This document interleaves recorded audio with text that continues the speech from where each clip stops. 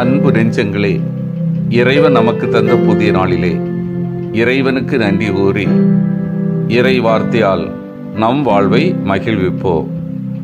இறைவன் நம் அனைவரை நிறைவாக ஆசீர்வதித்து பாதுகாத்து வழி நடத்துவாராக. இன்றைய புனித ஸ்வீடன் நாட்டு தூய கத்ரீன்.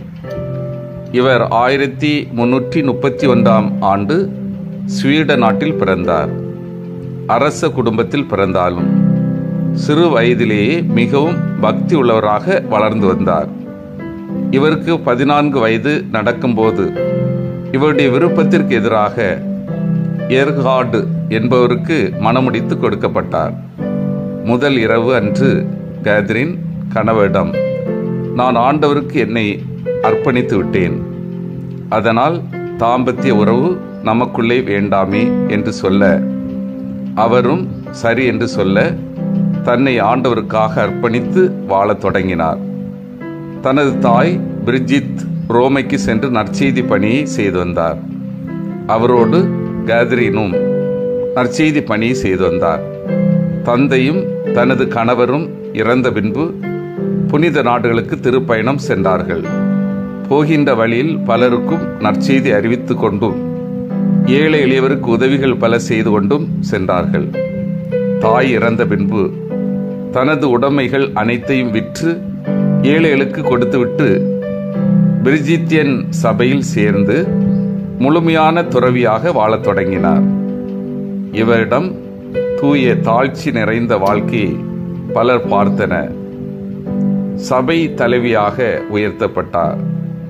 திரு அவையின் வளர்ச்சிக்கும் சபையின் வளர்ச்சிக்கும் பாடுபட்டார். 1381 ஆண்டு இறையடி சேர்ந்தார்.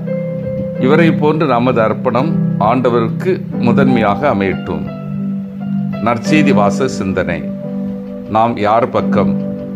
யோவான் நற்செய்தி நூல் பிரிவு 7 இறை சொற்றொடர்கள் 1 முதல் 2, 10 மற்றும் 25 முதல் 30 முடிய. இயேசு யூதர்களுக்கு மத்தியில் போதித்துக் கொண்டிருக்கிறார்.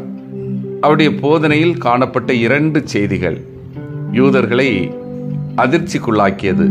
முதல் செய்தி இயேசு கடவுளிடமிருந்து வந்ததாக சொன்னது.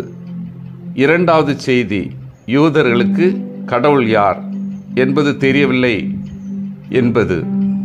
இயேசுவின் இந்த 2 செய்திகளுமே யூதர்களுக்கு அதிர்ச்சியை மட்டுமல்ல, எரிச்சலையும் கோபத்தையும் கொண்டு வந்தது. எதற்காக யூதர்கள் கோபப்பட வேண்டும்? அதற்கு காரணம் இல்லாமல் இல்லை. அன்பார்ந்தவர்களே, யூதர்கள் தாங்கள் மட்டும்தான் கடவுளால் தேர்ந்து கொள்ளப்பட்டவர்கள், தாங்கள் மட்டும்தான் கடவுளை அறிந்தவர்கள் என்ற கர்வம் கொண்டிருந்தார்கள். பிற இனத்தவர்களை மிகவும் இழிவாக கருதினார்கள். அப்படிப்பட்ட யூதர்களை பார்த்து கடவுளை பற்றி ஒன்றும் தெரியாது என்று சொன்னால் நிச்சயம் அவர்களுக்கு கோபம் வரத்தான் செய்யும்.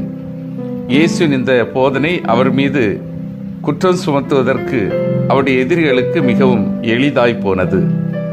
இது நாள் வரை ஓய்வு நாள் ஒழுங்குகளை மீறுகிறவ என்ற குற்றச்சாட்டு அவர் மீது இருந்தது.